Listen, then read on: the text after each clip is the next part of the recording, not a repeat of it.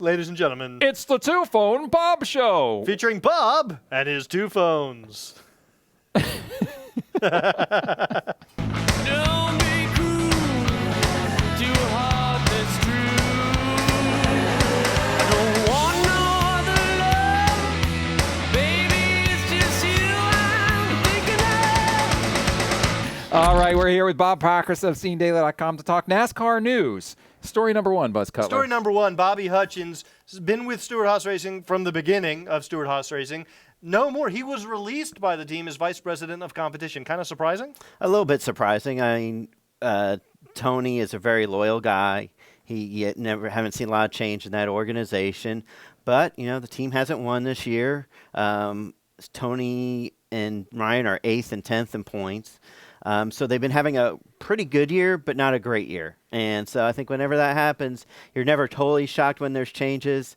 Maybe a little bit shocked that it came this high at the top of the organization. But, Does it say there's some frustration there? I think there's a sense that maybe they were looking for some new ideas or Just slipping a little behind, maybe? Just a little change in pace. So I do think, Bobby Hutchens been around for more than 20 years, a racer and an engineer. He's going to find some place to work. It just seems like 13 races in seemed a little bit quick to pull the trigger to me. Unless you feel like there's a fundamental issue. No, I guess so. And I guess they did.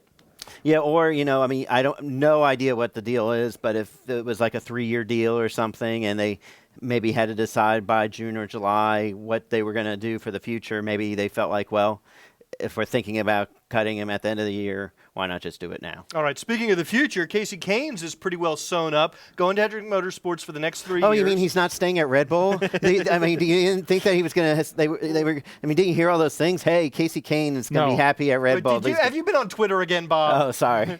Two-Phone Bob is on Twitter. Casey Kahne, Hendrick Motorsports. Now we know that the sponsor will be Farmers Insurance for 22. Shouldn't that be a tan car, don't you think? Farmers Insurance? Yeah. Farmers Tan. Nice. What do we think about Casey and Farmers? Well, I mean, obviously it's good for both of them. You know, they get somebody who was with Allstate, 2 or 3, 4 years ago. Right. Farmers Insurance gets in a sport where Nationwide is obviously doing a lot of work. So Me too, Junior. Yeah. That was too much emotion in your voice, too much expression. So they've paired up with the biggest team and one of the biggest names, and so that's good for them. 22 races, quicker states on the car for 4. So that gets you to 26. So that leaves you about 10 races and plus the 2 exhibitions. So it seems like a good matchup of driver and sponsor too. I always thought Budweiser and Casey Kahne was a mismatch because that's not his brand. What about Casey Kahne's insurance? Well, it's just a little bit more staid, a little bit more, it's not. He doesn't have that cool vibe. He's got that young, cool insurance guy vibe. Exactly, as opposed to the young, cool beer swilling guy vibe. I don't know. I'd rather have a beer with Casey than insurance. Write a policy. All right. Issue number 3 has got to be this fine. $150,000. Oh the no, fine. It's all fine now. Richard Childress punches Kyle Busch 3 times in the head, gets a $150,000 fine and probation, which means don't do it again. A slap on the wrist. You don't think that's enough? He gets a slap on the wrist for a punch in the face. I don't think it's enough. I don't. First off, I think it's outside the realm of competition compared to drivers or teams getting together right after a race. I mean, this is well after the truck race on Saturday. This was attack on owner versus driver. I don't want to hear any of this owner stuff. This is for what Kyle did. And Helton said, "Well, they're just members of NASCAR. We view all members of NASCAR in the same way." Yeah, right. He also, you know what Helton also said? This means Childress is one of the boys. Well, Helton also said, he wasn't suspended. We thought about suspending him, but there was no other leadership of RCR here. Well, so. that means you could suspend him now, though, right? Right, it certainly does. And you know what Helton's NASCAR said yesterday, on Sunday? It said that Childress's actions were not tolerable. Well, they're tolerable for a fee. You give us a check, they're tolerable. The only way you say that something is not tolerable is by sending somebody home or not allowing them to participate. And that's what, you can't have it both ways.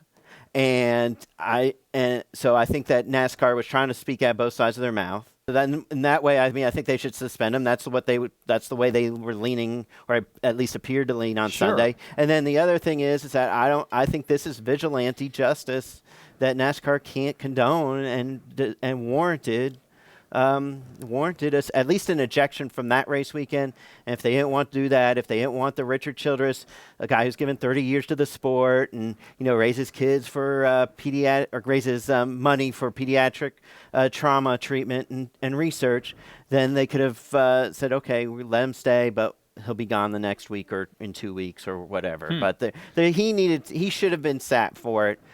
And NASCAR just couldn't get themselves to do it. They dropped the ball. I agree with you. I think he should have been sat. They sat Robbie Gordon for Pocono, so there's precedence for sitting somebody at Pocono. Okay. Old school, baby. Okay. And that's been your Rowdy.com news roundup with our friend, Do Phone Bob Pockris. From SceneDaily.com. Absolutely. Rowdy.com. Say it like it is. Say what like it is? Rowdy.com.